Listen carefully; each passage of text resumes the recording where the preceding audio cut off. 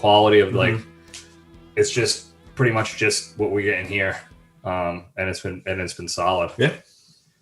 Way better than like the webcams I was using in the beginning. The first couple episodes are pretty tough. It was the laptop camera and that laptop or no, the old laptop, and then an additional webcam that I plugged in. That was you might as wretched. well just film it on a flip phone. Yeah, or one of those old like camcorders that they had back in the day that carrying the shoulder. Yeah, my old man had one. That's where he got all the footage of me getting beat up by my parents when I was being a dickhead. Yeah. So, all right, jabronis, we're back. We got a special guest. I kind of primed the pump for this one in last week's episode. We got the one and only Tucker Jensen. Now, he was not previously mentioned.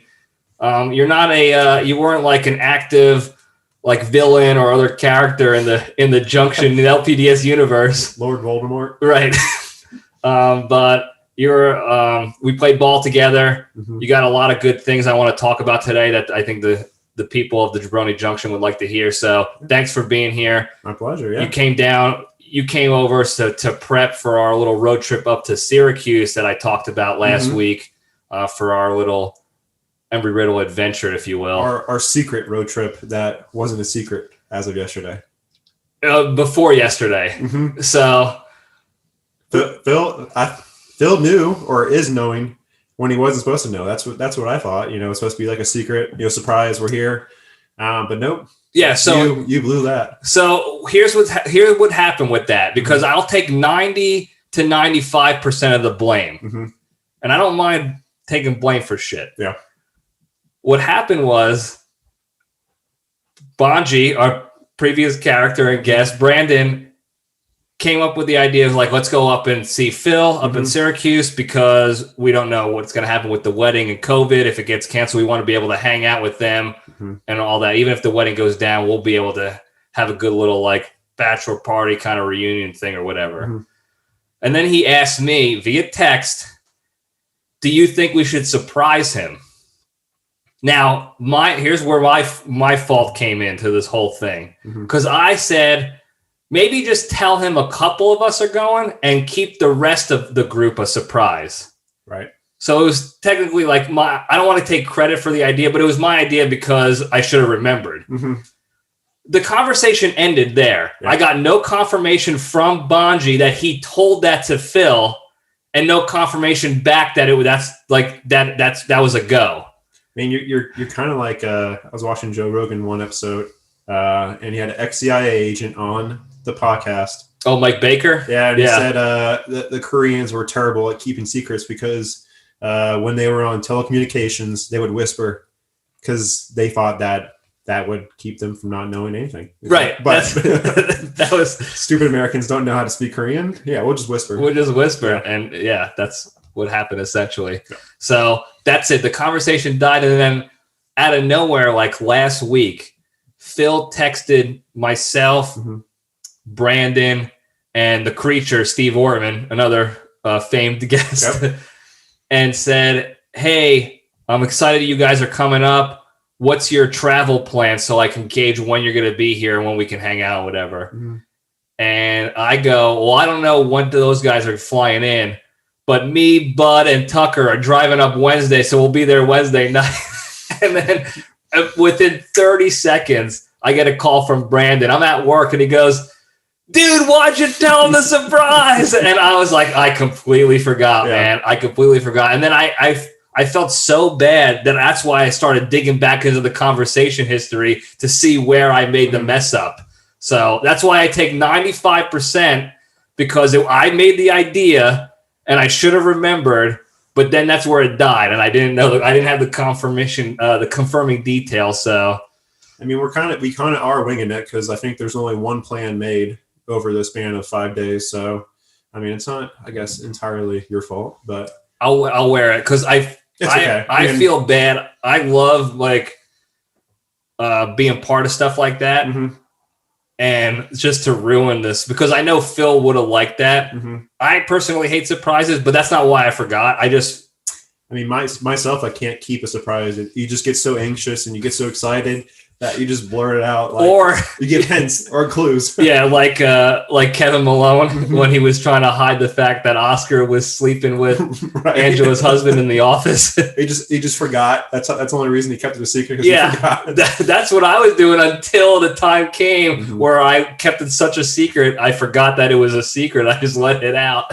That's okay. I felt terrible, man. But that's okay. That's fine. I mean, as long as we're all together, we're hanging out.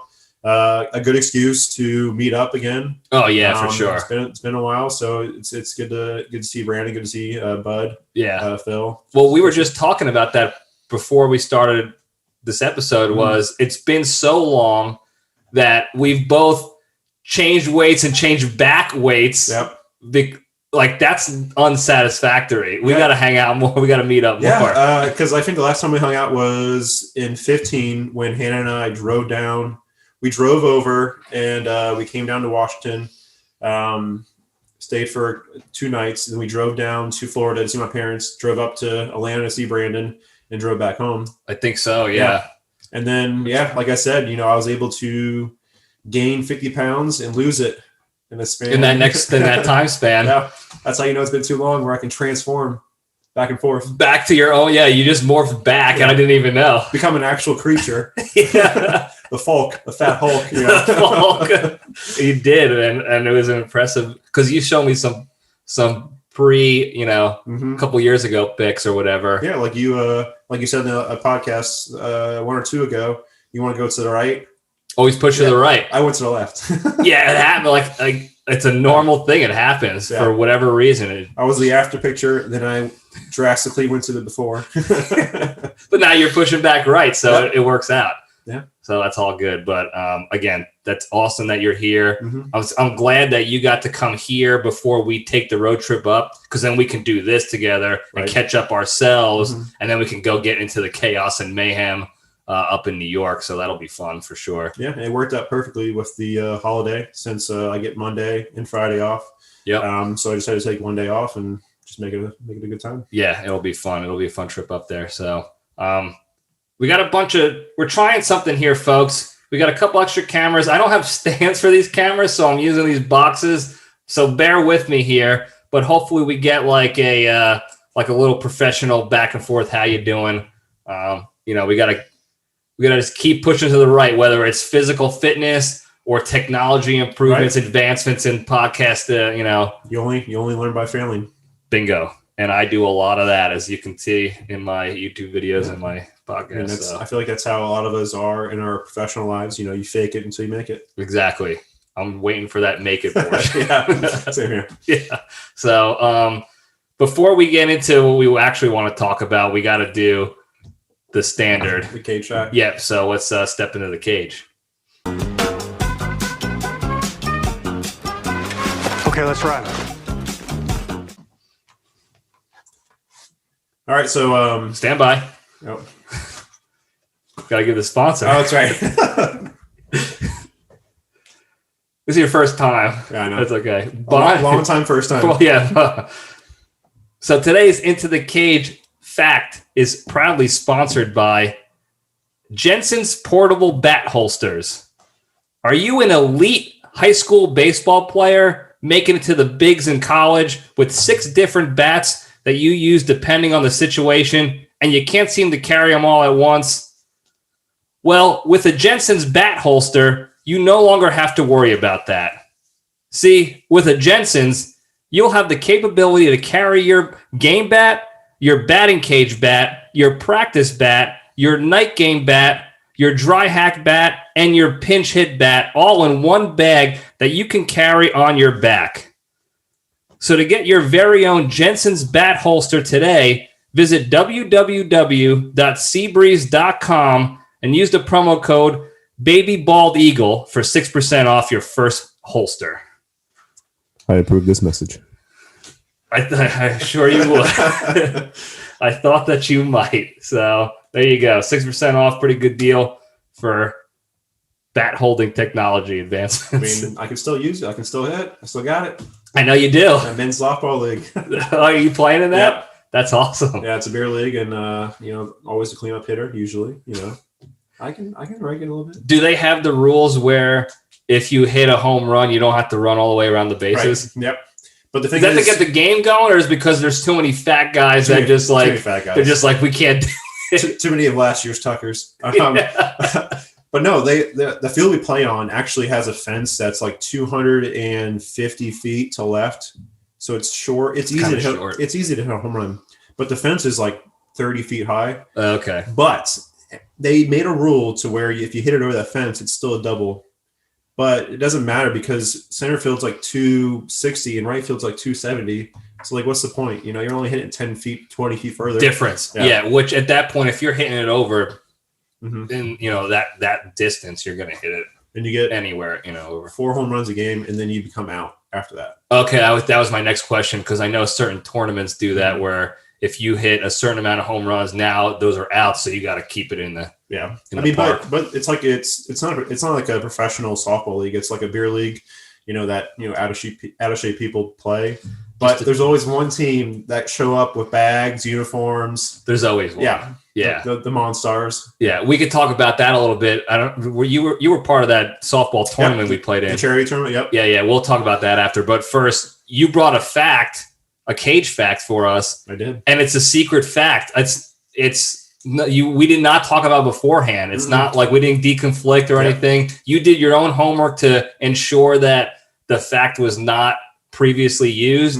So I'd take it away. Yeah, I had to go through tons of footage, and I ran by one fact by you, and you're like, no, that was done. I'm like, all right, whatever. I know I'm gonna do.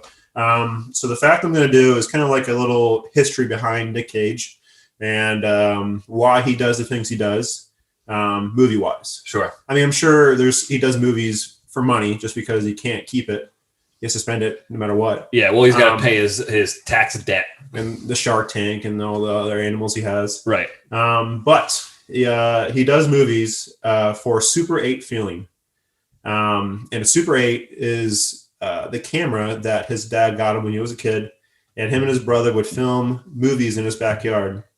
And that Super 8 feeling is kind of like you're simply doing it because you love the story you're telling. You're not doing it for money. You're not doing it for rewards. You're doing it because you love it and you have a passion behind it.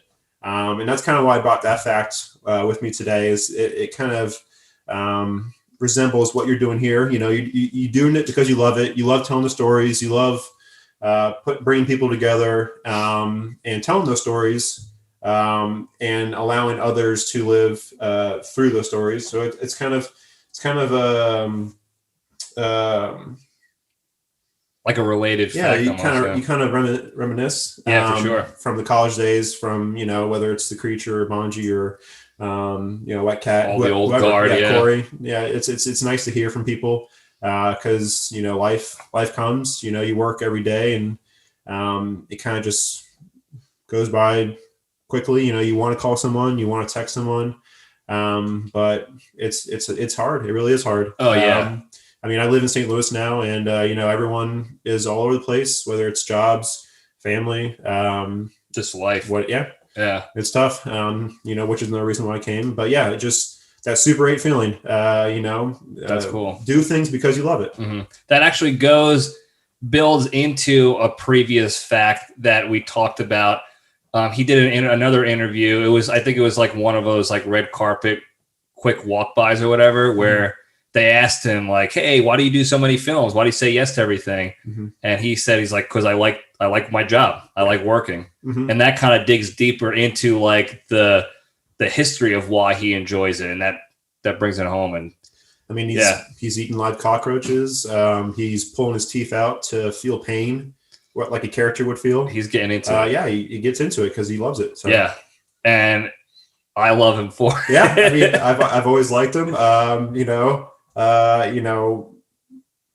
His was it Wicker Man? Wicker Man's a tough one. Yeah, he said that it was a joke, but I don't think it was a joke. No, that was actually a fact we talked about where he claims it was just a joke, like dark humor or whatever. But that B scene, tough still. Yeah, his eyes are wide open. He's like, my eyes. Yeah, that's an incredible film where he dresses up as a bear and then just starts beating everybody up. Wild. Yeah. Speaking of films that he just recently made, have you seen or heard or saw the trailer for his most recent Willy's Wonderland? Mm-mm. Wild movie. I don't remember if I talked about it here previously. I watched it recently. Okay. Storyline, objectively speaking, the storyline sucks. The way they explain the story, like in the plot in the movie, is terrible. Most of the acting is garbage, but for just pure like Nick Cage entertainment, it's a movie where Nick Cage has to kill these possessed like Chuck E. Cheese style robots, like animal robots, and he doesn't say one word the entire movie. He makes maybe 3 sounds the entire movie, and everything else is silence, and everybody else is talking except for him. And he nails it. Okay. Okay. Yeah. So go check it out. I mean, his acting is what you go for. You know, it's that'd be an interesting movie. I was thinking to be like a dark twist on like Willy Wonka. The way they kind of portrayed it. Yeah. It probably should have been. But it's not. It's like I said, the storyline. There was a lot of potential. I think they really shit the bed on that regard. But from blind entertainment, if you just want to watch Nick Cage be like weird OCD and beat the shit out of things, watch it. I mean, there's plenty of bad movies out right now, so it's not like it's not flooding the market or anything. Yeah, you're not going to be missing an opportunity to go see something better right now. Yeah. So go check that out. It was great. But that's the great Cage fact, and kind of leads into, I guess, the Jabroni Junction. So I'll spin the logo up here. But again, we don't really have a tremendous agenda when I have guests on. Normally, unless like you're a super repeat guest and we'll figure something out. But I really wanted to get you on here, to catch up, share some stories of the good old days of like how we met and became friends. Because again, you're on a team with 30 plus guys, you're not going to be friends with everybody. Right. It's just the way of the world. But we remain friends. And there's a history behind that. So I want to hear about that. But what I also want to hear about is your time as a like a student athlete, and then how that transferred over into your life now, and how that, like, you have an interesting story. We talked about it like earlier, how I was interested in how you bounced around to completely different worlds of like career fields and succeeded in all of them. And I want to get to the bottom of it. I want to know what got you into those things and how you got there, why you got to those, if anything you learned from like your Stiegel era time frame, like playing ball, transferred over, because that's something me and Matt Steele talked about a little bit, touched on, was stuff we learned in baseball, how that transferred over into our careers, into real life. Okay. So I kind of want to go down that road a little bit too. It first starts out with the people you surround yourself with. I feel like my freshman and sophomore year, I really didn't hang out with many people. No. Between baseball, school, and living with the roommates, I really didn't do much. Yeah. But I did. I think my senior year, and when I was playing pro ball, I did hang out with more people more. Right.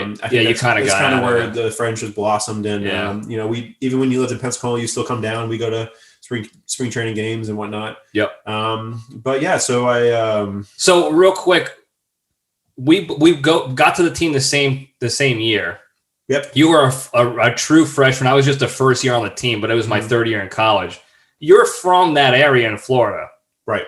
So when you say roommate, like it was tough for you to I guess have that normal college experience of hanging out with the guys all the time, because you went to class, you went to baseball, and then you went home. You lived at home. You lived down the block practically. Right. So you're roommates for my mom and dad.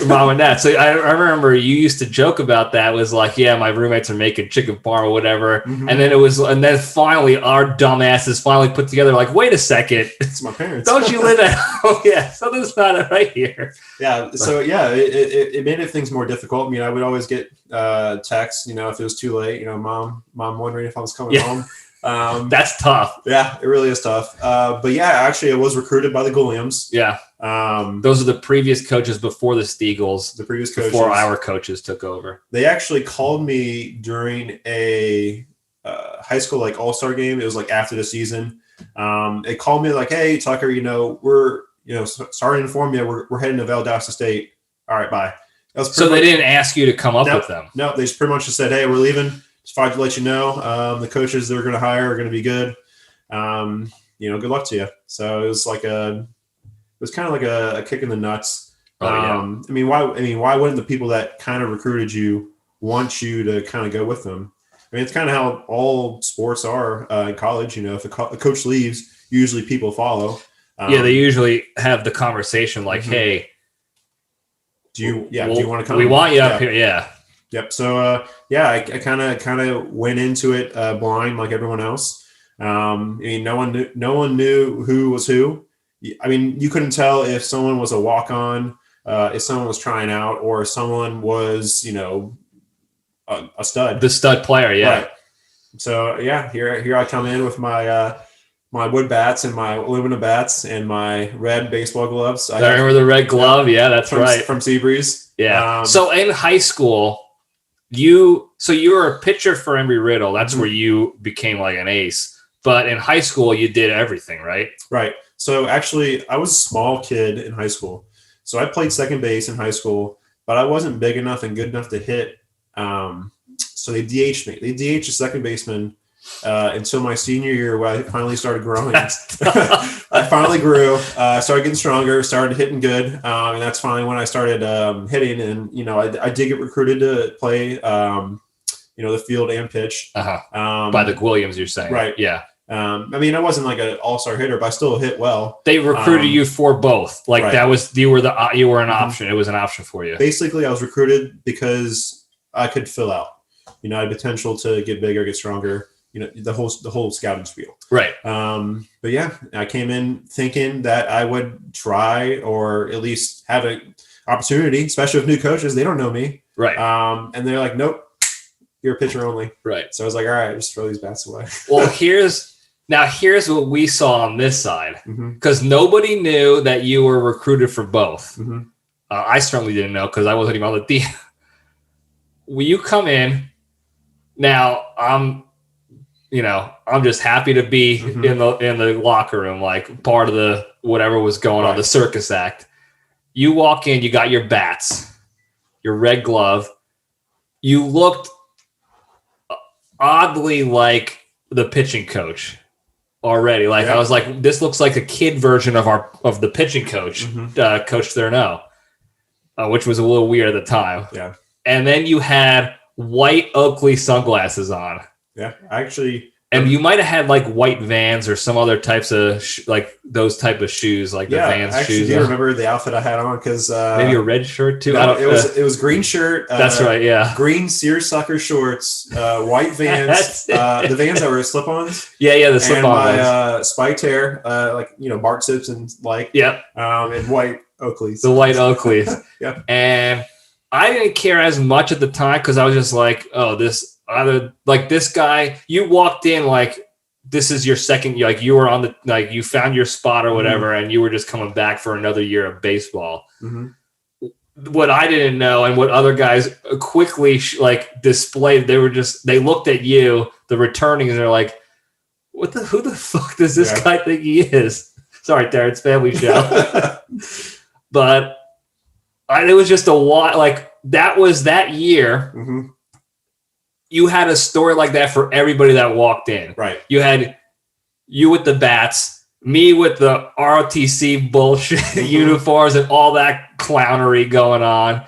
And every person that came in had a weird story. Phil didn't ever even played baseball on a team before besides like summer ball because he kept getting cut from high school. You had Bonji, who was recruited as a catcher and a first day or whatever. And it just is like absolute shit show of a team. So Brandon, Williams, they would throw like a little high school classic together every fall. Kind of like a recruiting, like a little easy way to recruit. Yeah. So Brandon actually caught me. I don't think he remembers this or knows this, but I pitched to him when I was at Seabreeze still, and they just brought people over to catch. I think Tomazeski was catching too. Okay. They brought Brandon. Those are the two catchers on the roster when the Steagles took over. And my parents were like, that's your catcher next year. You're like, I don't know about that. I don't think so. Oh man, That's so rich. yeah. So yeah, I was like, it was an experience. But yeah, you hear the stories of the Williams, and you're kind of like, thank goodness that ended up happening. Yeah, because I think they would. I mean, obviously, I wouldn't be on the team because I wouldn't have gotten that opportunity. Who knows what you probably would have found another better team to play for with better coaching, or not better coaching, but different style or whatever. I don't. Who knows? I mean, we did have 60 people on the roster in the fall. Versus if the Williams were there, probably like 12. 12 to 16 or whatever. Yeah, it was a full roster plus one substitute. Yep. You know, one runner for the catcher maybe, but that was about it. So who knows what would have happened? But it took a little bit for us to get like closer because again, we were in different worlds essentially. You're a freshman coming in, not living on campus.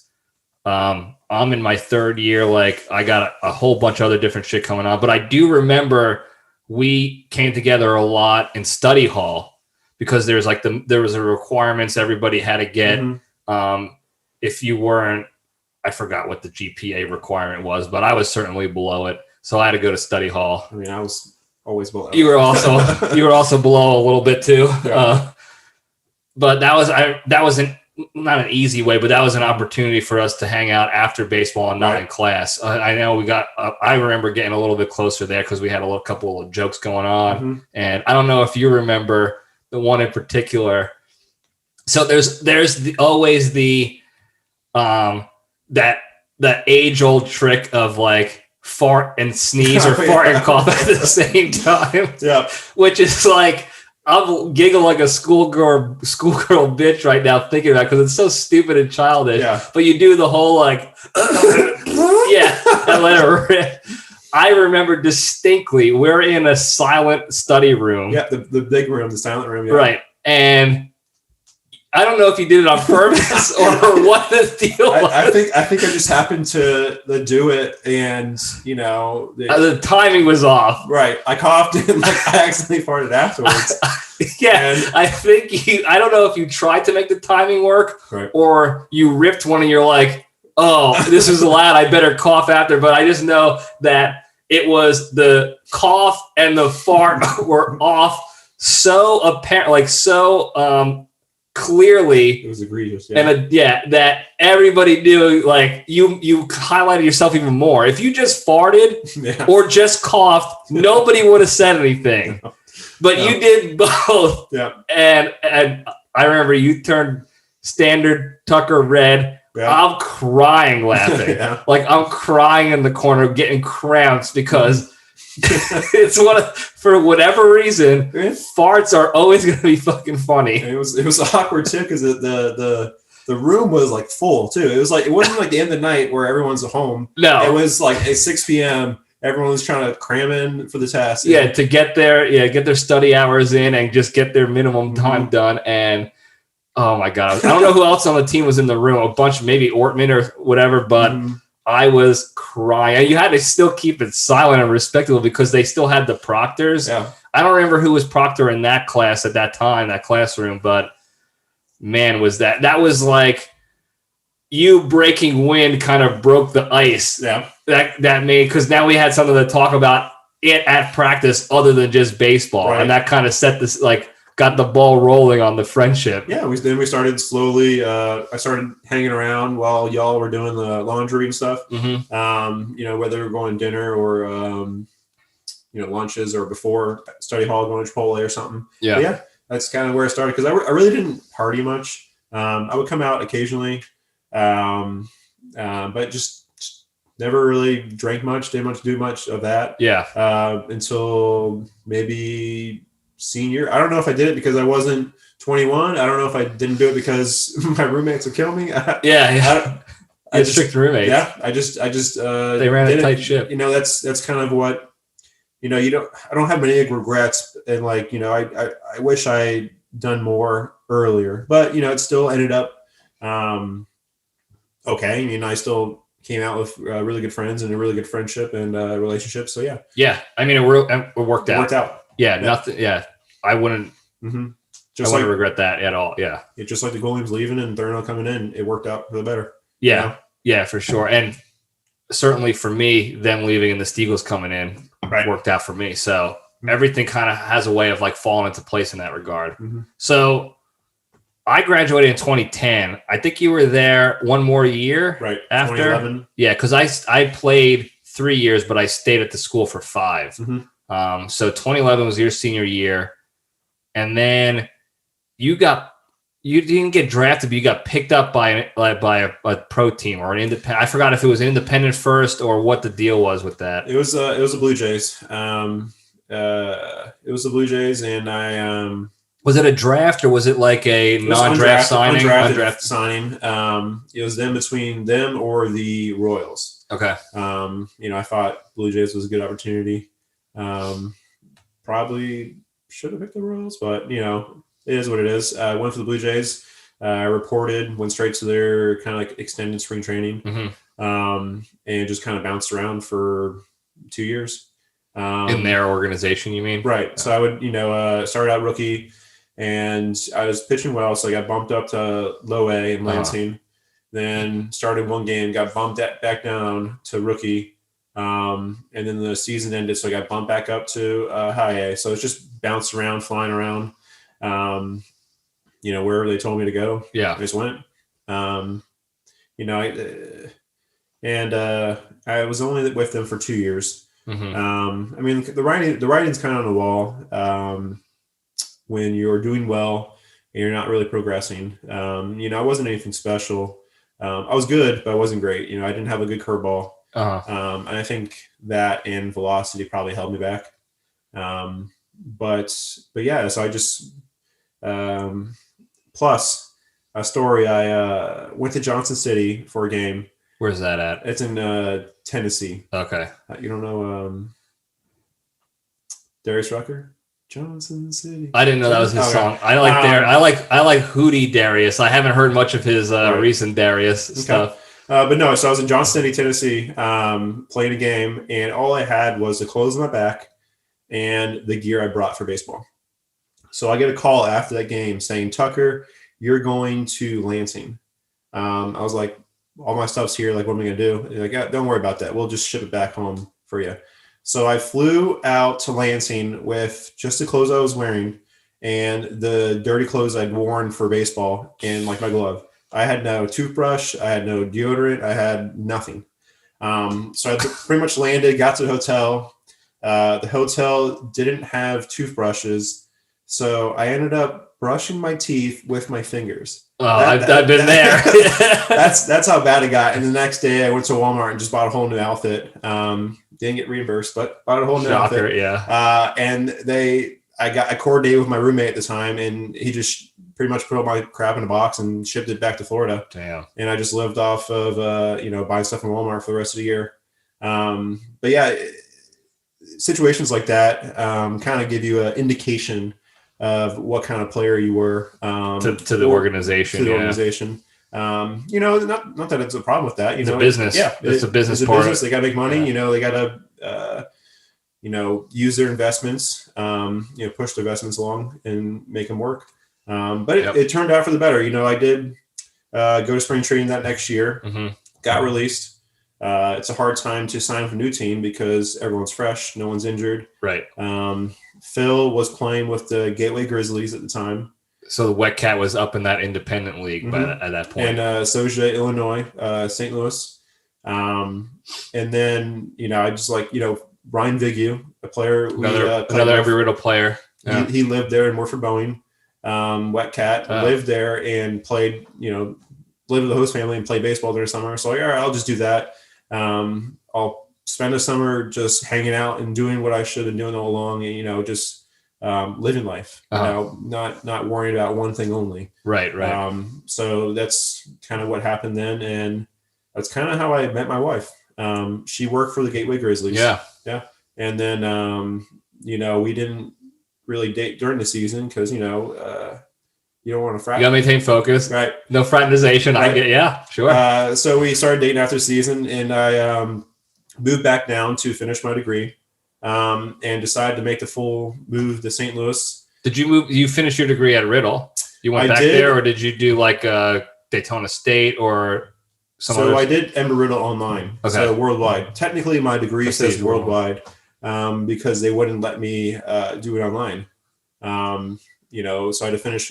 Probably because it was too cheap for them. They wanted more money out of you. Right. And thanks a lot, Embry-Riddle. Yeah. Look at them now because COVID, everything's online. Yeah. So, there's no excuse. Sons of bitches, good. So I had to take one class online, and that one class I took made me graduate as a worldwide, damn alumni. That's ridiculous. So all the rest of your classes were on campus. Right.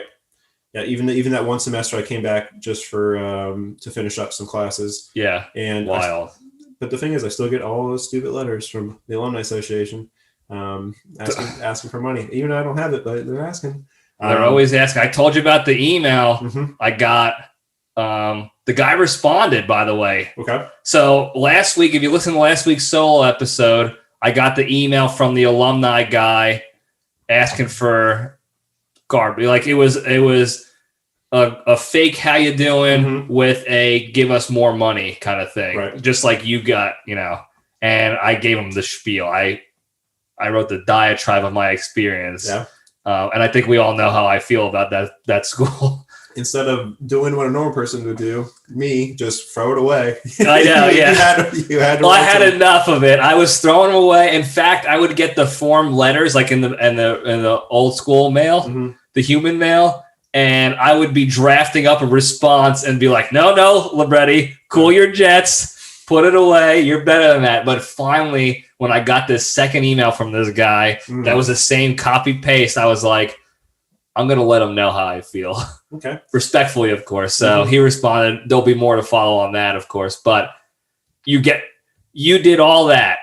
Classes, you take one online class and they won't even give you their actual degree, and then they're just like, hey, give us more money, right? You piece of shit. And I mean, it is my fault. I mean, I shouldn't have failed a class. Well, yeah, there's that too, but but that's here nor there. But no, I finished. I'm always gonna side against the school any chance I get, so I'm with you. Establishment, yeah, right. The man. But yeah, so I finally graduated, got my degree, and moved to St. Louis full time because I didn't want to do a long-term relationship. I kind of like the distance thing, right? Yeah. I didn't want to live in Florida because I was still playing with the Grizzlies at the time, right? And you don't want to be pen pals with somebody. That's tough. It's tough, especially because there's no reason not to be together. It's not like I'm back in school or anything like that. It's not you're back. Yeah, I was just going to work in a factory and work out for baseball. Yeah. So moved full time. That relationship grew. Obviously now she's my wife. But seems to have worked out. Yeah. So so one of the requirements to graduate was I had to get an internship. So I had been working at Nordstrom. It's a department store. It's on malls for all the listeners that don't know. Well, yeah, I mean, we got a lot of savages out there that probably don't shop there. I don't shop there either because I don't do it anymore. I'll get the discount. So yeah, But no, yeah, as mentioned on my first day at Embry-Riddle, I'd like to be fashionable, dress up. Yeah. So I got a job there just selling clothes. And one of the brands we were selling was Zachary Prell. And I was like, I really like this brand. It's a men's sportswear brand. I like it a lot. You're supposed to go into what you enjoy. That makes it easier. So I basically reached out to Zachary Prell and like the company. Right. Not Zach. Yeah. The guy. Not Zach. Yeah. Hey, Zach, it's me. Yeah. So I reached out. I was like, hey, do you got any opportunity? I need this to graduate, and I'm looking for something. And I end up getting an internship for their like a marketing internship for the brand. And that was the one in New York City, right? Right. Yeah. So I lived in Brooklyn. That's nuts. Yeah. Lived in Prospect Park for a summer. Loved it. That's cool. Yeah. I lost like 30 pounds. Walking everywhere and stuff? Playing basketball, softball. Oh, yeah. And the fact that I got paid. Doing cocaine? Yeah. I got paid $75 a week. So You're not eating. I had to make that work. Every time I walk by the store, I just look. And just. How did you live? Like, did they put you up in a place? No. So I found a place through Dave Reed's wife. So Dave Reed's wife, ex-player, also an ex-ball player. His wife had a friend, or like a really good friend, who lived in New York, who did a sublease. Even though it's whatever, it's poo-pooed upon, but still did it. So basically, I just paid for the whole summer, like up front, and I just lived at her apartment, which didn't have AC. Awesome. There was an AC unit. She was like, "You can't use it. I'll charge you if you use it." And I was like, "No, don't worry about it. I won't need it. I can survive." And one weekend, I threw that thing back in the window, thinking I can hide it. So I would put it in the window, take it out when I go to work. But I forgot. Why was it not? Were you not allowed to have AC units or something? I think it might have made the price go up, like electricity or something. I don't know. I just know that's what we agreed upon. Yeah. So I forgot to take it out of the window one day, and she came over for something. She came over for the unit itself, actually, because she wanted to give it to a friend. And she gave me a whole speech. You can't use it. We agreed upon this. I'll have to charge extra if you want to use it. It's like, I don't need it. So yeah. So it was like 100 degrees every day, just sweating in the sheets, not eating. Did you get a fan? I did get a fan in the corner, but it's not enough for. No, you're just blowing around hot air. You should have done the old school, put the block of ice in front of the fan and let it just blow the. I mean, I couldn't afford ice. So I know you. What was I gonna do? But no, I'll get care packages and stuff like that. But I just basically lived off ramen or macaroni, or I just eat one time a day. After I got done playing basketball, it wasn't great. It's an experience. Yeah, I loved it. I loved it. I love New York. There's always something to do. Yeah, it's great. Yeah, I wanted to live there full time. I just couldn't find a job, and with Hannah, it's hard. I've already been gone for a summer. You want me to tell you to come here, or you really can't do that. The distance thing. Yeah. Mm-hmm. But no, yeah, basically worked in the marketing department. So I would, so you picked up that skill set. Yeah. So I would write, I would do copywriting for their website. I would I wouldn't do website design, but I would do like if you clicked on one thing, how you always get like that, you would like this. Yeah. So I would do the code for that. To get you to trick build more stuff. I would do their inventory. I would ship their inventory to fashion shows because that was Fashion Week that summer, and then they also did shows in Vegas. So I would coordinate the clothing, steam the clothing, do whatever was needed, pretty much. Yeah. I ended up writing some articles too for the brand. So yeah, it was a good experience. I did get my degree in communication, but if for all you communication grads out there, it's worthless. It's tough to get. Yeah. When you hear someone get a degree that they're not doing anything with, it's probably communication. But I liked it. I liked marketing. I liked that vibe, that atmosphere, that world. Yeah, creating something. You're creating something that someone is using.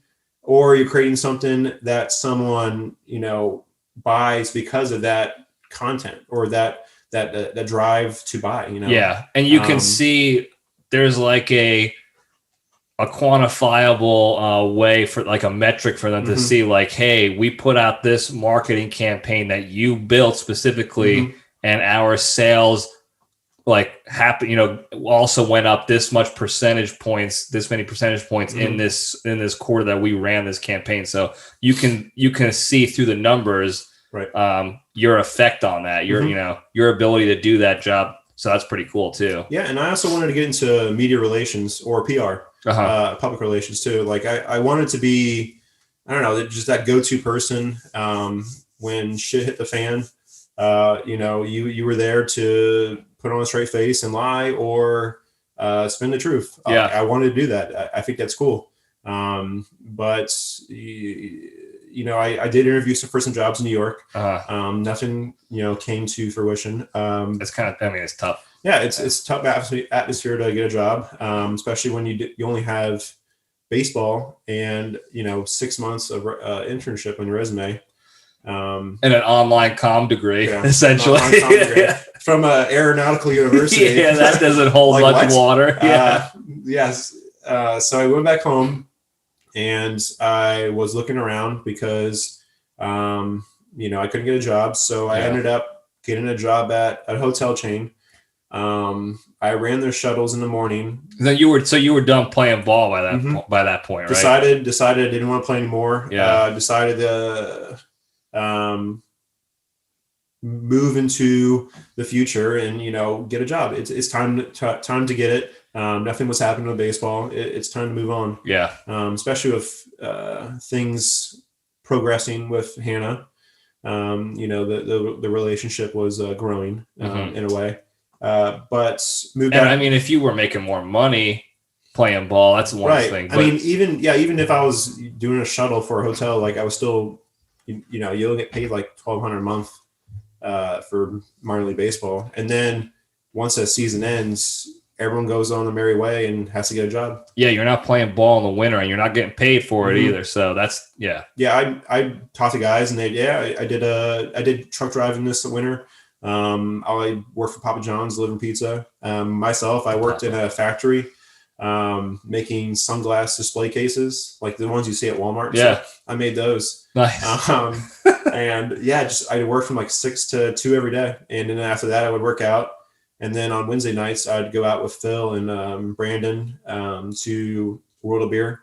Brandon Kreth? No, sorry, Bonji. When he was coaching coaching. Yeah. But we would go to Wednesday night. They had like a dollar beer. I can't remember. But we would go there on Wednesday nights. But yeah, it was just.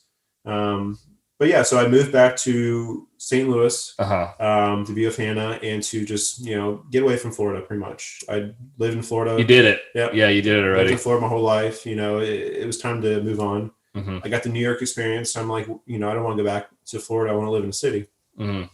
So I'm looking for jobs, and I came across another internship.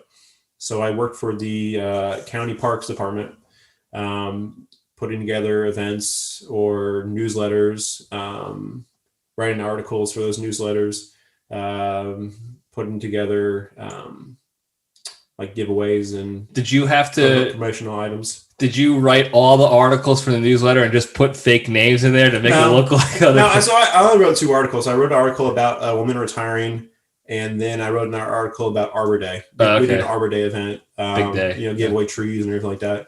But those my pseudo names, just like your sponsors. That's right. Yeah. Your names and my sponsors fake. Give away 3% off on what, man thongs? Yeah, man thongs, certified pre-owned condoms, what have you. No, but yeah, so I did that for about 6 months, thinking that would put me over the edge. Like experience-wise, you mean? Yeah. I had one internship, it was a summer. I had another internship that was a spring and summer. Mm-hmm. It's time to hire me. I'm getting experience. I'm getting experience. What more do you want? Yeah.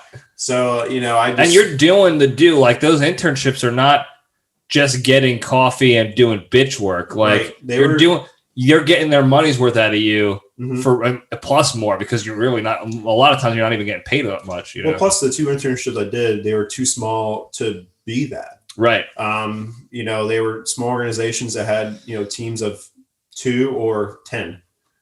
So they had to put you to work pretty much. To real work, and they also couldn't pay you for it. Right. And that's why I did it. I didn't want the money. I just wanted the experience because I want a job. Mm-hmm. Which should have been a selling point too to organizations that you apply for in the future. We're like, hey, this is proving to you that I like the work and I enjoy it. I'm passionate about it, because otherwise I wouldn't be doing this for essentially a year, getting paid dick. So yeah, it's got to say something. Yeah. And then, so once that ended, an opportunity came up for the hotel I was working for. A sales job. So I did selling basically room blocks in the event space itself. Okay, so like bigger ticket items essentially. In like if we want to do like an alumni associate game, or you wanted to put a room block together, you would call their sales associate, the team, and that would be you. Yep, and you would get walk-ins that want to see the hotel, so you put people on tours and stuff. It was fine for what it was. It was a job. That was a job. Yep. That was an actual job and not a passion, really. Right. Yeah. It was a job that became a bigger job, which is what you want. You want to keep growing, making more to survive. Right. While applying and looking elsewhere. So then, now, while you were still doing that, I heard a rumor that you inadvertently met Bud when he was out there for like a convention. Yeah. So Enterprise had stayed at our hotel. We had a contract with them. Plus, we're a mile away from the headquarters. Okay. And I was in the the dining room area cleaning up, and I was walking. You see the bone crusher? Yeah. I'm like, what the hell are you doing here? And it clicked. He works at Enterprise, duh. Right. Yeah, that was back when he was working for Enterprise. He sent me a text, and he just goes, because he told me, he's like, hey, I'll be in St. Louis area for this convention. And then out of nowhere, he goes, you'll never believe who I saw in the hotel. Yeah. I was like, who? He goes, Tucker. I was like, oh, that's right. He works there. What are the odds? Yeah. I tried to meet up with him, but I think something came up.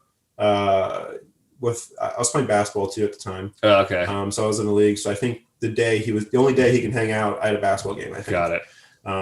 You can't cancel the men's league. No, you signed up. Well, and that was like a thing that he probably respected was like, you signed up for this team. You're gonna go and do what you signed. You're gonna be a man of your word. I mean, maybe. I mean, it's men's league. It's not the end of the world. No, certainly not. But they won't miss me. They won't miss an overweight, out of shape dude running down the folk. Yeah. That big guy from The Longest Yard. Joey Diaz. Yeah. He passes out. Someone give me a cheese. Can of corn. Now, to be fair, he was pushing 400 pounds in that movie. You weren't exactly that. No, but if you knew what I was or what I am now, like to see that or to see the pictures. Yeah, it looked like you said, like you have a shellfish allergy and decided to eat a whole bunch of shellfish. Yeah, I just blew up. It got a little swollen. Yeah. That's all. Yeah. Yeah. I was pregnant for 3 years. Yeah. Wow. I'm working on a few big bee stings myself. I'm trying to run off. It's tough. It's tough. Yeah. I mean, especially when you got life and you got work and you whatever else happens, stressors, anything. You find excuses. Well, plus I would, I was out of shape, and so I would try to make myself in shape by pushing myself. And then the thing is, if you push yourself too hard, you get sick or you hurt something. You can't do the workout. I actually tore my quad playing kickball. I kicked the ball, I just tore it. Done. That's tough. That's tough on the heart and the ego. I didn't try to kick it that hard either. But yes, every time I would try to work out, which is why Hannah worried about me, because I would always get sick.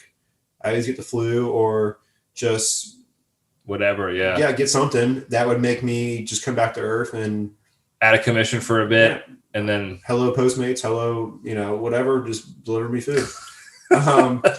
But yeah, so.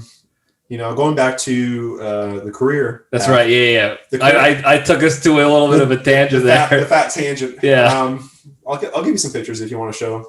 Yeah, if we got some pictures of the Falk, we'll put them up here. Yeah. I mean, bursting out my jorts. Yeah. But no, yeah. So I've been applying for jobs, and I was finding marketing jobs, but they're those scam marketing jobs. So like they would.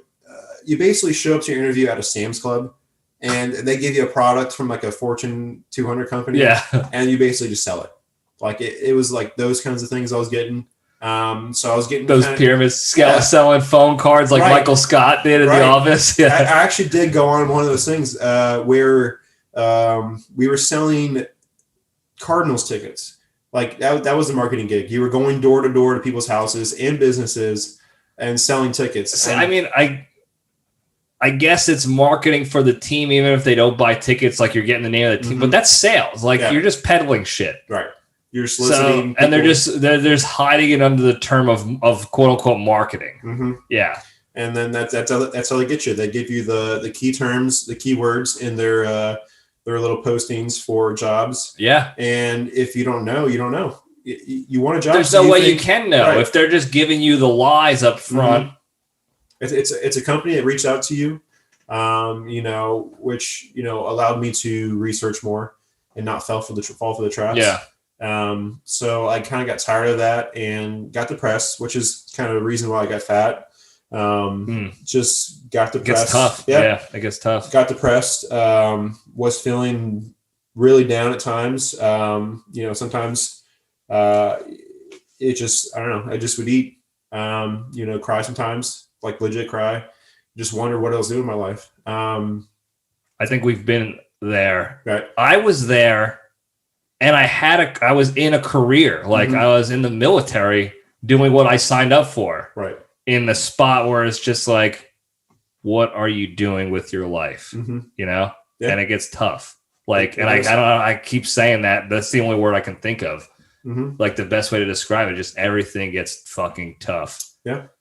And it's like, you just question everything. You question even your own life. It didn't get to a point where that was a threat. But like you say, you're just like, what are you doing? You're 26, 27, whatever I was at the time. Whatever it happens to be, yeah. I was working at a hotel. Like, this isn't what you wanted.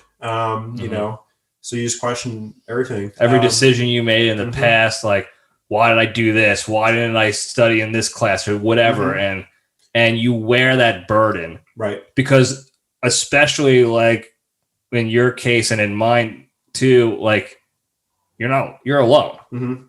So it's not like you can even have an outlet to vent with or bullshit with. You're alone. You're asking these questions to yourself. So the burden is falling on you to answer them as well. So you're just piling this shit on emotionally, and it adds up. Yeah. And it hurts. It does. And you don't do anything about it because, you just always been taught to just kind of bear it. You don't reach out to anyone. I wasn't even calling my parents. I always talk about calling people or reaching out to people, but it's easier said than done. Yeah, easier said than done. I wasn't even calling my mom and dad, maybe once a month. And it was tough. So I was trying to get out of that funk. I was trying to dig myself out of the hole. I ended up getting a contract gig with a marketing agency that handled a lot of healthcare stuff. And I went into it thinking, don't give yourself false hope. Don't get too excited. It's gonna be another scam. So I went to an interview. Liked the company, liked the job, took it, and just kind of had the mentality of, like LIBRETTI. Going back to like the topic is like you get an opportunity, make the most of it. Whatever it is, whether you think you wanted it or it was what you dreamed or whatever. It's an opportunity to do something with. Yeah. And then I started working there for a couple months and started liking the people around me, liked the company, liked what it stood for. It was an opportunity because it was actually in the marketing world for me to maybe get some experience or get some connections and grow within the company. So I, made the most of it, worked my butt off. And eventually they hired me full time, no longer on a contract basis, but salaried. And, just kind of growing within that company right now. And so how long have you been doing that now? 2 years. Work with the team. 2 years now? Oh, awesome. So what I'm doing basically is I manage this company's agent campaigns or direct mail production. Okay. Basically, when you're about to hit 65, you get mailings, to join this brand. Yeah. Because that's where you're a real sucker. Is 65 and older are the biggest suckers. So that's what they say. I'm not gonna say that. But. No, I'm just kidding. We have fun here, folks. But no, yeah. So I do that, and I do the collateral for it, like commercials and stuff. And then I'm managing their finances too. Awesome. So it's not ultimately what I want to be in because I want to be in the creation side. I am doing stuff to get more experience in that, but the company's really good. It's so huge how an atmosphere can just make everything better. Changes the game. Right. Yeah. I mean, the CEO to like the lowest person, like they all care about you. They all say hi. They all talk to you. He takes you out to lunch. once a month if you want, or the door is always open. Holidays, paid time off, all of it's good. But right now I'm 2 years in, and I'm looking to not expand. I like the job I have, but I'm looking to kind of do more within the company if the opportunity arose. Sure. To get into that copywriting or some sort of creation type of environment. And what I'm doing now to help out with that is, I really can't do much if I'm doing a job itself. I can't just, ask to do more or do someone else's work. Right. So what I'm doing now is I'm actually playing a lot of golf. So in December, we had our pitcher catcher alumni golf tournament. Yeah. So every other year, some of the baseball players from Embry-Riddle put this on, and it's down in Florida. And it's a whole thing. It's not like you just show up and drink and forget about your problems like I do when I go hang out, when we go on our own little road trips. But it's a full golf event. Everyone gets paired up. It's all set up official, and it's a good time. White Cat does a really good job with it. He sets everything up, and on top of his own job and life and problems and all that stuff, he puts it all together.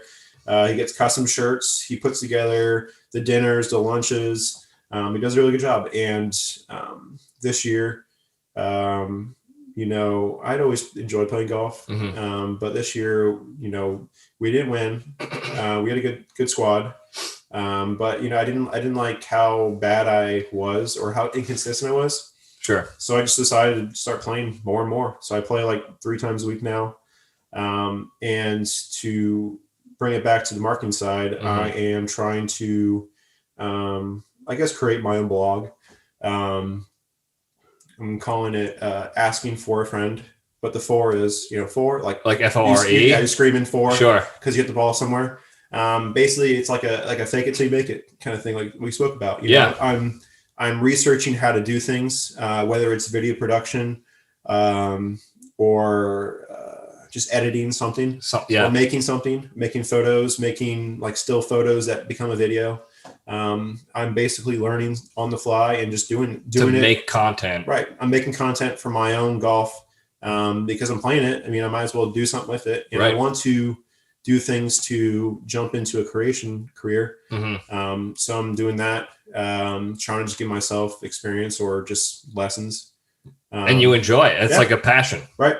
Yeah. So hopefully that, not that the blog itself leads to something, but hopefully it gives me enough credentials or experience to take an interview with this company I'm working for. And, if a marketing or a spot opened up on the creative team, to, show them a portfolio. And you'll have it built and be like, here, this is what I've done with my own personal stuff. Yeah, it's a legit website too. It's everything, all the videos, all the blogs or copyright. It's all going to be there. I'm building it right now. So yeah. Is it public yet? No. Okay. No, I'm working on it right now. So I'm working on all the locations and links and all that stuff. Got it. Now here's a question. Are you running it the same way the creature Steve Orton ran his blog? I'm not going to go to the public library. Okay, that's click on it. Okay, I was going to say, because you'd be going down a dangerous road. We all know what happened to the big man himself. Ban. So we don't want that to happen. But no, I don't think I'm going to do like ads or anything like that. So because I think he was doing he was trying to create revenue through ads. Right. I think it's like AdSense or whatever Google calls it. Whatever the Google is. Yeah. Yeah. He was basically clicking the ads to give himself money. Because you get money for people visiting. He was doing it. He was doing it. I mean, they all have the same location. It's so weird. Yeah, it's so strange how he's all the clicks are coming from the same spot. He should have researched IP addresses before he started doing it. Yeah, and that was before the personal VPNs were available, virtual private networks. Right. That you kind of obfuscate, for lack of a better term, your location. But instead of just reaching out to people, excuse me. Instead of reaching out to people and just asking them to click on stuff, he felt bad, which is a strange moral dilemma of, I don't want to bother and burden the people close to me by doing this, so I will do something very shady to take care of that. You gotta respect the hustle though. Yeah, definitely was hustling. But I wish he gets back into it though. I hope he does. I hope he does too, because I think he had the right mindset going in. He loves baseball. Why not write about it or have people write about it? Well, that whole idea of doing something you're passionate about and the success and the monetary value or whatever you want to call it, that'll come. Right.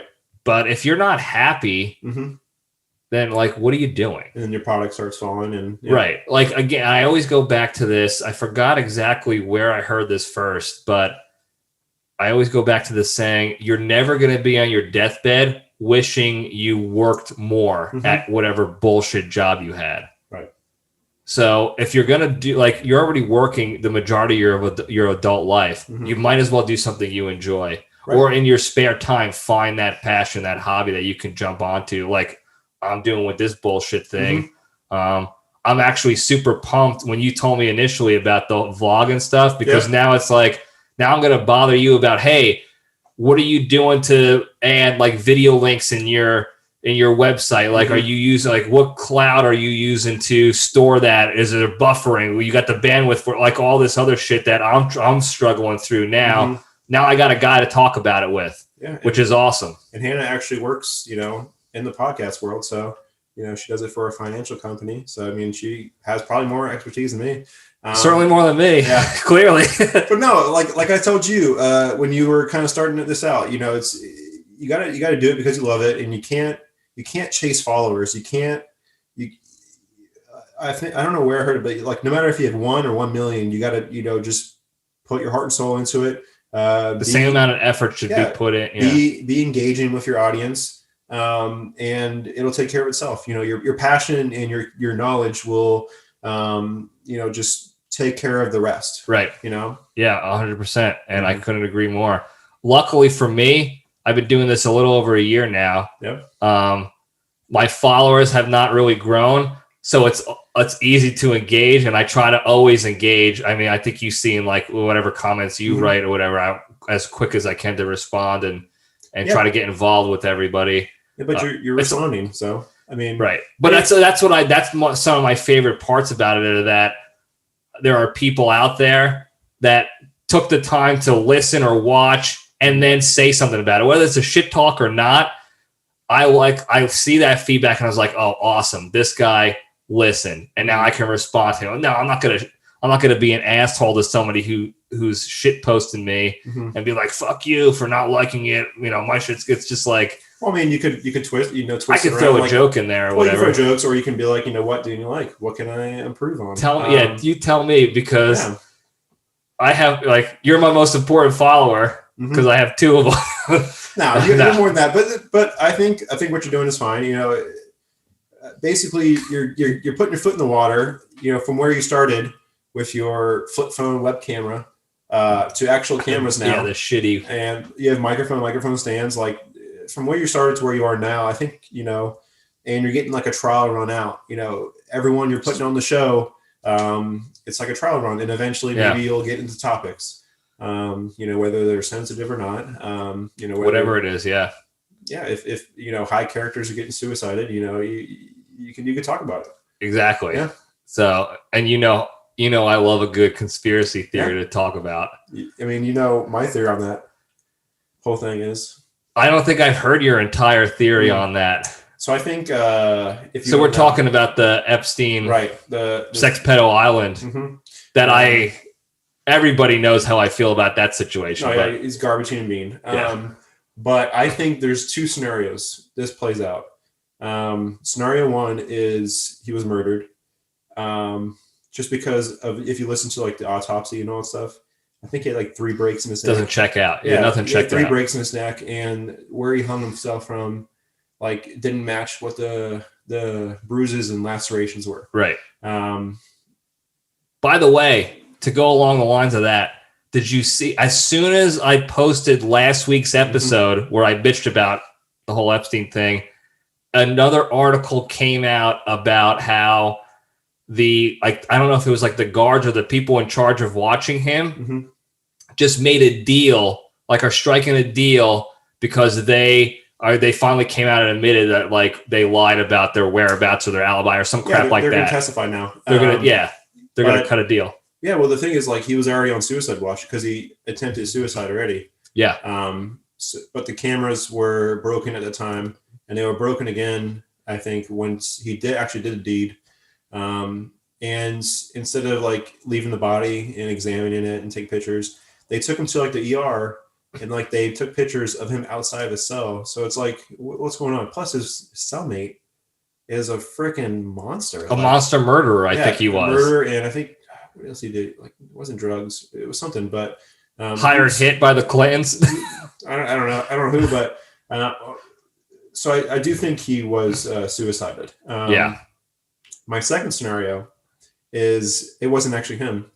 I think it was a double, like a body double. A body double, because no cameras. The pictures didn't look like him. They were taken outside the cell, so it could have been planted. I think, and I saw pictures come out of like him, like on his island, like an overshot of like a guy who looked like him. So I think he's still alive in this second scenario. I think he's alive, and it was a body double, and he was just being protected by the guys who would stand to lose everything. Right? Yeah, if they get busted. Have you seen the Blacklist? The show? Yeah, I heard of it. I got a little story for you on that, but go ahead. But like, basically, Raymond Reddington, the main character, had I think it's called the Fulcrum. Basically, information on all these high characters that upon his death it would be released. So like, how does a guy like Epstein not have that? Like, not have that? Like, how is he so easy to get that to? Alamo plan. Yeah, like, how does he not have some kind of fallback to where, like, if you touch me, you know, all this is getting. I have all the dirt on you. Mm-hmm. Yeah, because he had to be doing it for a reason. He had to be doing it for a reason. He wasn't doing it. Well, that's what he was doing. He was getting these people in these situations, and then having the evidence and being like, now I need you to do something for me for favors. And now he had essentially the world was his oyster. Is that the term? I'm an idiot, so I don't know. I don't know phrases. The world was his oyster. Yeah, and he could have done whatever he wanted because he knew that there was a high likelihood that he already had dirt on anybody in power of any kind, whether it's like media moguls or politicians or celebrities or whatever. He had them all. Yeah, I mean, so that does make sense. It's sketchy for sure. I'm sure on a run one day I'll get hit by a car because the government wants to take me out or something. Yeah, and then that'll be your suicide by car. By car, yeah, whatever they want to make up. But I don't even bring out the tinfoil. I didn't know we were going to have this conversation. Now I'm excited. I'm getting verklempt. I definitely wear a tinfoil hat. I mean, it's reasonable to think. It's not outside the realm of possibility. I know people think just the fact that I talk about, and there are still people out there that try to bring to light that there's this entire child sex trafficking situation going on with all the big players in our country. The fact that we still talk about that, people think we're crazy. Like, it's not that big of a deal, blah, blah, blah, which is wild to me. So they already think I'm wearing a tinfoil hat. I might as well just keep digging down the rabbit hole. You know what I'm saying? 5G, baby. That's it. I got my 5G injections, and I'm in on the conversation. Me too. But that story you have of from nuts to butts or whatever you want to call it, from baseball through, like, that's what was the most interesting and most impressive to me about kind of our entire like friendship and seeing you grow once, after graduation, after baseball, because you sort of took that same mindset that you had from the day we met of, you're not doing what you think you want to do. You're doing this instead. You're going to go be a pitcher only. You're not going to play the field. Right. Adapt or die. And then you adapted. Yeah. And then the Blue Jays were like, go do this instead. And then you adapted. And then you bounced around to all these things that initially, when you were talking to us and telling us about all these opportunities, it didn't piece together at the time. It was like, you just got done playing ball. You got your degree, or you're getting your degree in communications. You want to go do fashion stuff? What is that? Like, where did that come about? But it all makes sense. There was the marketing. We all knew that you enjoyed fashion to begin with, but it was a different aspect. And when you first told me you got an internship in fashion, I thought legit you're going to be like out there on the floor, Okay. peddling clothes like an Express, or like selling cologne, like spraying bitches with cologne in New York City. As you walk by. Yeah, you're just smoking them out. And I was like, man, I hope he enjoys spraying cologne all summer. That's going to be tough. Maybe in the beginning I was, but I was working at the headquarters. So yeah, and doing the thing, and then bouncing into what also seemed like another weird world of like, what are you doing at a hotel? I thought again, I was like, what are you gonna do? Like, check people in and make people breakfast? Yeah. Especially when Bud said he saw you in the breakfast restaurant area. I was like, oh, he's making breakfast. He's like making my sausage links. Yeah, I was doing all that. But you were doing it was more than just, it was still sort of connected. And then you moved on to the healthcare world. And again, I was like, what is this guy doing? Figure it the fuck out, Tucker. But it's still connected. Yeah. So you just got to, like we talk about all the time on here, is you got to connect the dots. Yep. Use your brains, critically think, which I should have been doing, to connect it. And you found a way in each time to land on your feet and have it relate back to what you're passionate about. Yeah. And that's something I wanted to get out there, because I don't think a lot of people, even within our own circle, our own trust tree, realize that story, to go like with the struggles involved in it as well. It wasn't just I played baseball and now I'm job hunting because I didn't plan ahead. It was way the opposite of that almost. Yeah. I mean, I had a mortgage, I had a wife, I had bills to pay, and I was still working hourly. It's not fun. No. And I didn't say this before, but like I would go from the hotel, from 5 till, 10 or 12. And I would go straight over to a gym where I worked the front desk from 10 or 12 to close. Yeah. So I just basically grinding away, trying to survive and find a way to get my foot into a professional career. Yeah. So you had to make ends meet but also additionally, simultaneously keep following the passion path, if you will. Well, that, or just, applying for a job is a full-time job in itself. You have to, apply, find the job, interviews, all that stuff. All that good stuff. While, working 2 jobs on top of that. And figuring it all out. Yeah. But I love the outcome. And I really enjoy the fact that you're taking something, again, like what could have been just a hobby only with golf.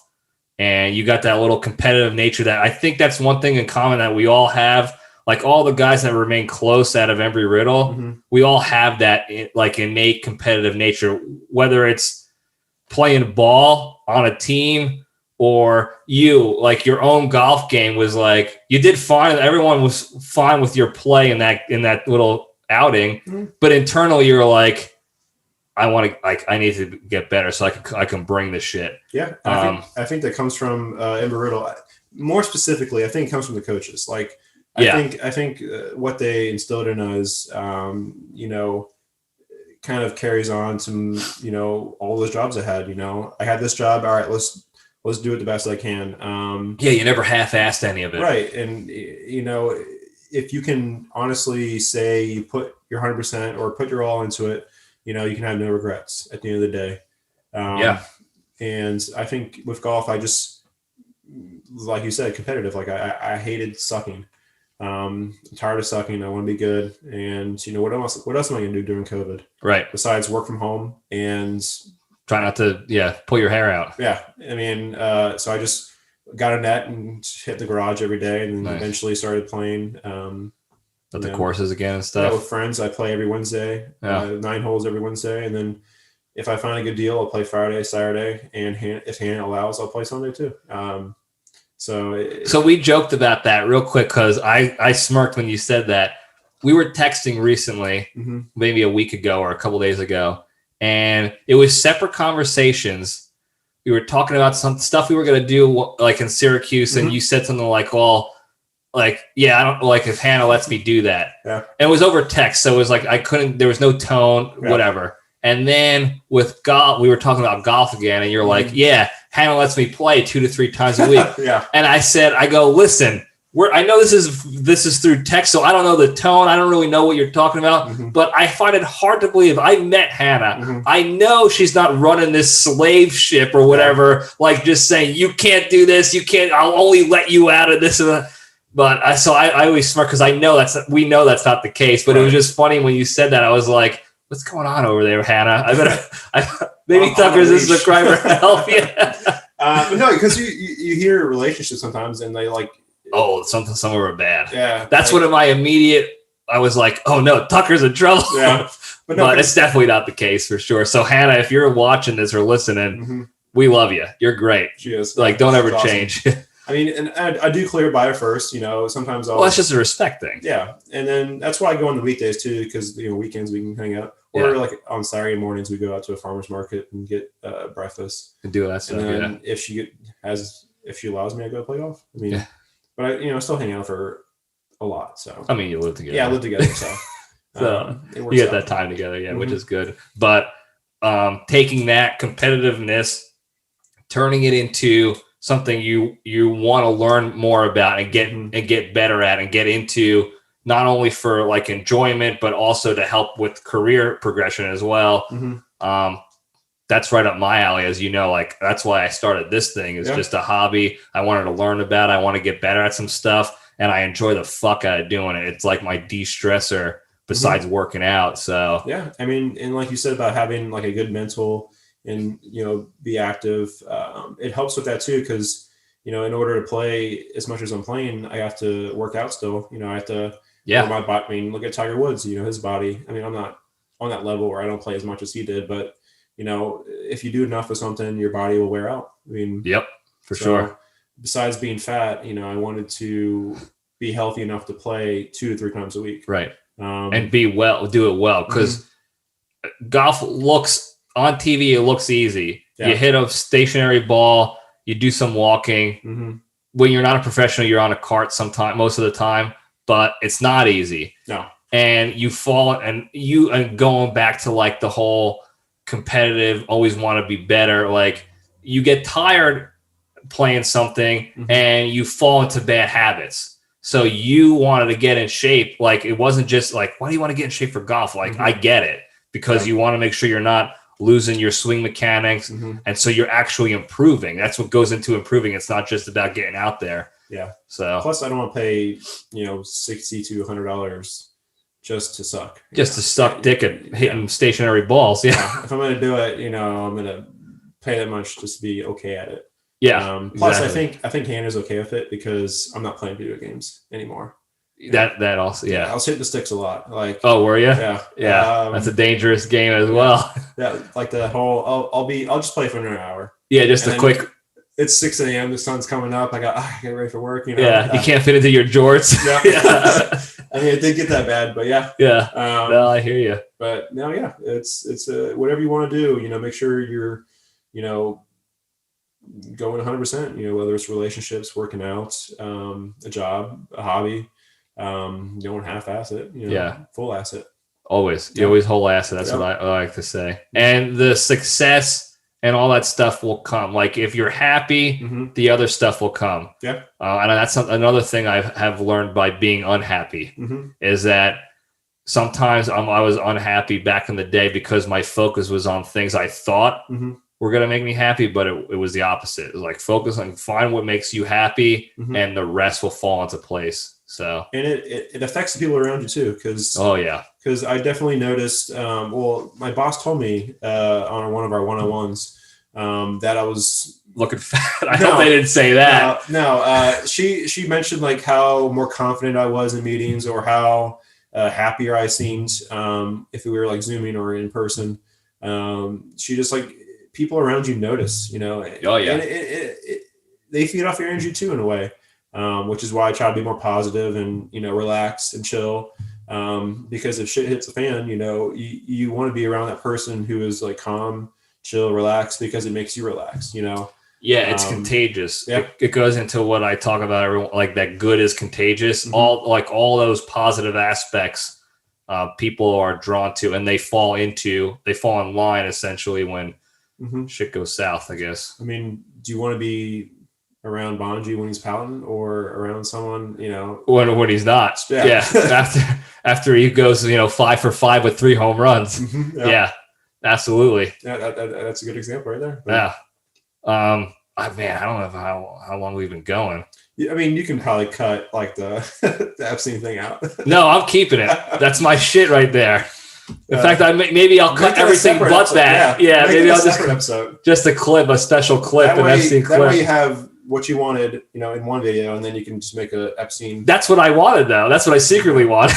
But you can just bring that back for whenever the case actually does happen. Yeah, because you just told me that it got delayed, I guess, again. So that's more time for her to plan her suicide or her escape or whatever. I don't think so. If it hasn't been done by now, then unless she's hiding somewhere. I don't know. Who the hell knows what's going on? But we'll keep you apprised, folks. But we'll cut it here because our goal, I don't know. Again, it's not guaranteed. We might not be able to make it work, but our goal is to also record with the rest of the guys up in Syracuse this coming week. So that'll be out hopefully later on. I think it'll work because, like Bonji said, the only thing planned is dinner. So. Yeah, we don't have an agenda.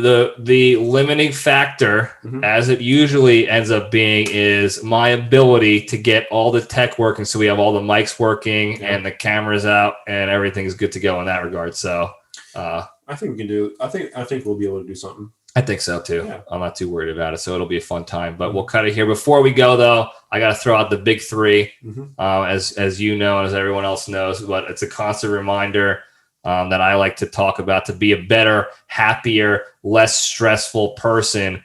And then in turn, spread that positivity and that happiness out to everybody else. So the first one, obviously, exercise every day. I say every day, but you can mix in a rest, be smart with it, obviously, but it's so simple. It's so easy to knock out a quick workout, 15 minutes even, doing something while you're watching TV, and you just feel so much better mentally, physically, emotionally. So number 1, exercise every day. Number 2, don't be a shitty person. It's the easiest thing in the world now with social media and the internet out there to target somebody and be a text message tough guy, I call him, or a keyboard cowboy, keyboard warrior. Yeah, that's it. Because you're so removed from that human being. They're just a screen. They're just a profile, an Instagram profile or Facebook or Twitter or whatever. And whatever they say that's out of context or whatever, that little soundbite that they put out there, that fraction of a portion of their life that you can target. It's so easy to just be in and out. You have that direct access and you're out the door. Don't do it, guys. That's another human being. They have an entire life of being a human with a family. They were a kid. They were a good person at one time. They might be a shitbag now, or a corrupt politician, or a selfish celebrity, or a mean girl, or whatever. But they were a human being. There's a reason why they got to that point. Empathize. Put yourself in their shoes before you fire off your shit talks like that. So just don't be a shitty person. And then number 3, the most important, in my personal opinion, is be genuinely thankful and grateful for all the good that you have in your life. It's the thing that keeps me going. I think I mentioned it once before, but way back in the day, I was doing this journal. It's called the 5-Minute Journal. It actually structures it out in the journal. It tells you, like, name 3 things you're grateful for this morning when you wake up, and then you do it again at right before bed. So it's 6 things a day. I adjusted it to 1 thing a day just to get into the habit, but it got my brain into that habit of thinking, waking up, thinking positively. What am I grateful? What good do I have in my life that I'm super appreciative of? And then right before I go to bed, no matter what my day was like, hey, now my mind is back on the good and the positive and the things that I'm truly grateful for. And it changes the culture and the environment inside your mind space. And I think that's vitally important. So understanding that you have so many good things in your life, just the fact that we're born in this country and we have running water and toilet and food, shelter and roofs over our head, not food over our head, roofs over our head. Be thankful for that. Genuinely appreciate that. Appreciate your friends. Like you being able to come out here. Unbelievable. Yeah. Unbelievable that I can take off work and get to see you again. We get to drive up and have a sick road trip up to go see more of our other friends. I wouldn't trade that in for the world. So right. I mean, you got to take advantage of opportunities because, I mean, let's say I see you once a year now, and let's say I only live, 10 more years, 5 more years, 1 more year. That's 1, 5, 10 more times you get to see someone. 10 more times, or even your parents. For instance, like I live in St. Louis, they live in Florida. I may get to see them, once or twice a year. What if they pass away? You get to see them 5 more times. 5 more. Imagine seeing your parents 5 more times in your life. Yeah. You never know when it's going to happen with anybody. Right. I mean, and that sounds kind of dark and dreary, and we don't want to think about that, but you got to. It's reality. Life is life. Yeah. Because you never know when it's going to end, so you just got to make the most of it and stay positive. Exactly, and never take it for granted. Right. But with that, Tuck, thanks again for doing this. This was amazing. This is awesome. Yeah. Had a really good time. We're hopefully going to have an even better time up there. We will. I'll get the tech out. We'll get the boxes, stands. We'll get the cameras. Yeah, we'll have a real shit show. We'll have Bonji drinking all the booze and licking all the microphones, hopefully. So it'll be a good time. Smoke some cigars. That's it. Cigars, cigarettes, whatever you guys want to do. I'm not gonna make the rules here, but we'll have fun with it. But guys, thank you again for listening. Go to the website johnlibretti.com. Go to the YouTubes, Apples, Instagrams, like, share, subscribe, do all that stuff. Tell your friends and enemies. Thank you again. I love you all. Stay strong.